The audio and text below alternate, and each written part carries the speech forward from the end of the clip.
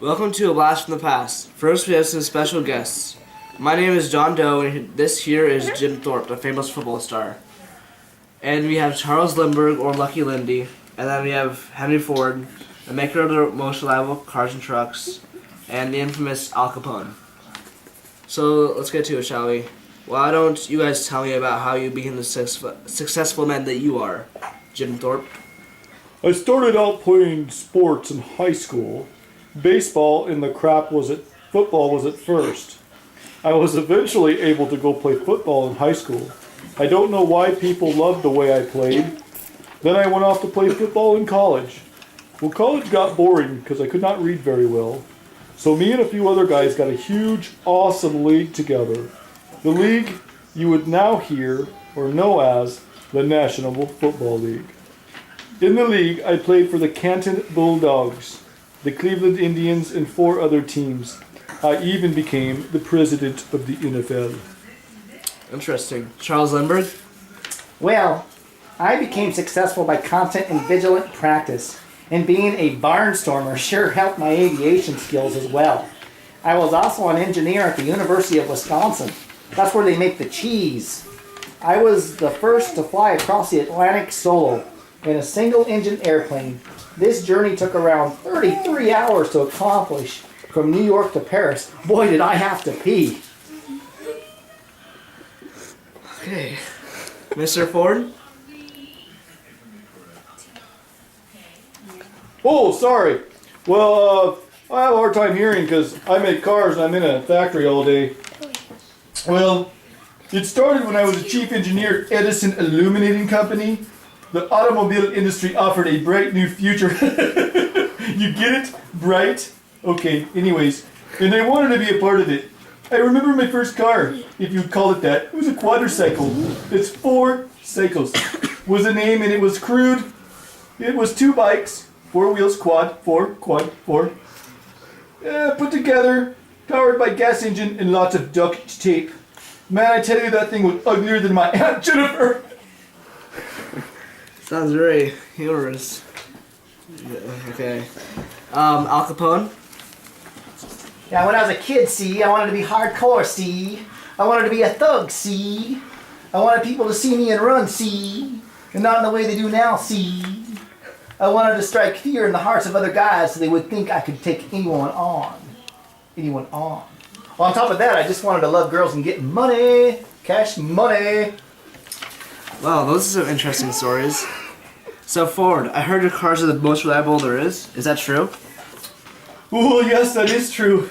At my company, we go for the quality of the vehicle, not the quantity, even though I am the one that developed and engineered and invented the assembly line. But don't tell anybody, because obviously I'm not getting credit for it in this report. Someone didn't do their homework.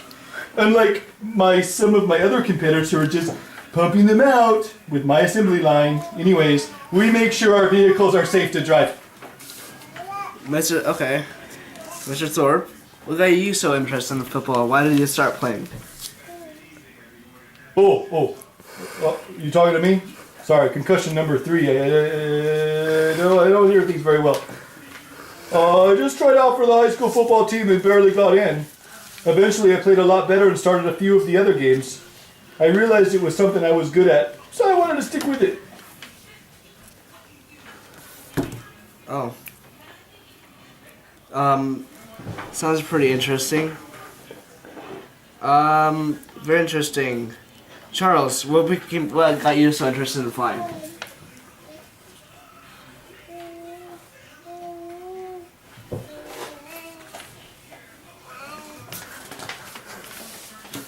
Well, that was a long commercial. The life of an aviator seemed to me ideal. It involved skill. Excuse me, I sounded like Jim Thorpe there for a second. It brought adventure.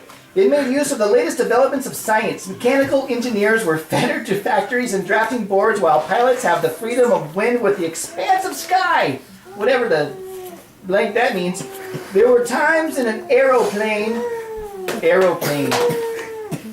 The script is spelled wrong. When it seemed I had escaped mortality to look down on Earth like a god, or like one of the X-Men.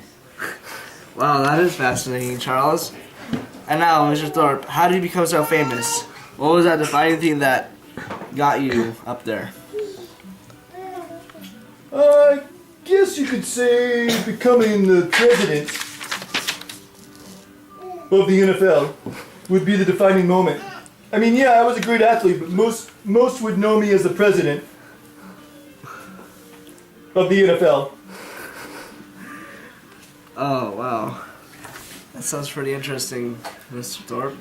Ford, what do you think would have been your defining moment? Well, I would have. Wait, I'm gonna put my glasses on. Well, I would have to say that I made cars, not just for the rich, fancy folks. I made cars and sold them for a price that the working middle class folks could afford. Well said, Mr. Ford, well said. On a separate topic, I heard, Mr. Lindbergh, that your son, Charles Lindbergh Jr., was kidnapped, and Al Capone himself offered to aid in the recovery of your son.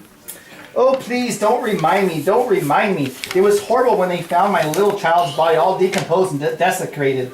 That was the worst time of my life, no doubt. And on a personal note, it'd be a lot easier for you to conduct this interview if you just stayed off your stupid phone. I wasn't so sure you wouldn't flee the country the moment you left the jail cell, Al Capone. Yes, you were offered a reward for the information on my son, all $10,000. But how could anyone have known that you would stay true to your word? In the end, Elmer Irie convinced me to keep you there. For a gangster, Al Capone sure really is understanding. Jim, describe your family. Well, I married 3 times and had 8 children. In 1913, I first married Iva Miller. I married Iva Miller because her first name is very easy to spell, and I've had lots of concussions. Our first son, James Jr., died at age 3 from influenza epidemic during World War I. But we had 3 daughters, Gail, Charlotte, and Grace. Then I married Frida Kirkpatrick in 1926. Lot harder to spell. And we had 4 sons, Carl, Philip, William, Billy, Richard, and John, or we like to call him Jack. Wow, that's a lot. I have only one, my boy. Y'all kids are survivors. What was your guys' childhood like? Al Capone? Yeah, I came from Italy, see? From Sicily, from Spaghetti Factory Town. My family was a respectable immigrant family. That's immigrant, 2 M's. I lived in a tenement, little more than a slum near the Navy Yard. But it was that dang school, an inadequate and brutal Catholic institution. I was a smart student, see, but when I was 14, I had a female teacher and I was expelled. But she was looking at me with crazy eyes. I couldn't have been more happy. Shortly after I left that horrible place, I met the great Johnny Torrio. He was my greatest influence. Torrio taught me the importance of maintaining a respectable front while running a racketeering business and getting that money. What about you, Jim Thorpe? Wow, that explains the way you are now, Mr. Capone. My twin brother and I were born in Oklahoma Territory and grew up in the Sauk and Fox Native American tribes. How? We were very close. We used to do everything together. At about 6, we got sent to a boarding school not too far away. We were still close in, but Charlie got sick and eventually died. I knew he'd find the easy way out. After this, I just didn't care for anything, not even sports. I was constantly running this way and that away from school. They eventually sent me to an Indian college to stop me from running away, but that didn't work. It was difficult there because it was a military school, but I got used to it. This was where I actually got into football. I would get games together with random people I could go on, but I wouldn't want to bore everyone. Very interesting, Mr. Thorpe. What about you, Charles Lindbergh? Very interesting, Jim. Well, I was born February 4th, 1902. That's not the 3rd, that's not the 5th, that's the 4th. To Charles Augustus Lindbergh Sr. Try spelling that one, Jim Thorpe. In Evangeline Lodge Land. As a child, I showed extraordinary mechanical talent. Oh, my stomach is irking. And at the age of 18, I entered the University of Wisconsin, again where they make the cheese. However, I was more interested in aviation and dropped out 2 years later to become a barnstormer. And lastly, Ford. Great story, Charles. I was born July 30th, 1863. I was the oldest and have 5 other siblings. I grew up on a family farm in Dearborn, Michigan. That's where deer are literally born. I spent most of my days in a one-room school and doing farm chores. When I was 16, I left home for my first job in Detroit as a mechanic. I worked there for 3 years, then moved back home to help on the farm and repaired steam engines. I often traveled the 9 miles between home and Detroit when I could find work. Very interesting. Well, this has been an extraordinary show today. We learned so much about these famous men. And that will be all for today.